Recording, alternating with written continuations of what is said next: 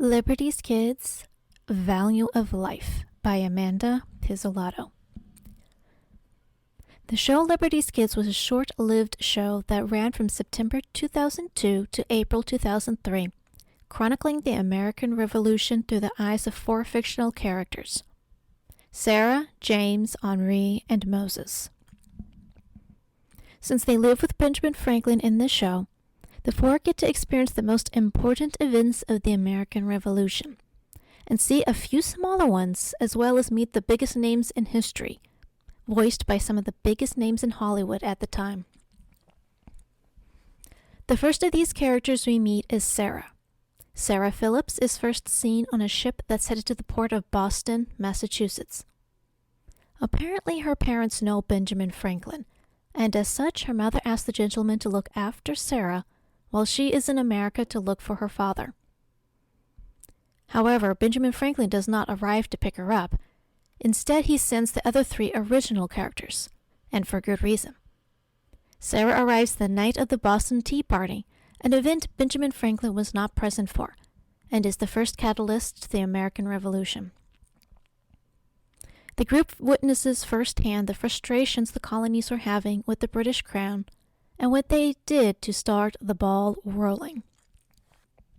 Because Sarah is from England, her loyalties tend to side with the British, and she opts to write for Benjamin Franklin's paper to give their perspective in the war. Another reason for the loyalty to the British Crown is due to the fact that her cousin was among the ranks stationed in Boston. When the shot was heard around the world, he was one of the fallen men, which thus solidified Sarah's most important role and her core value, that of the respect for life.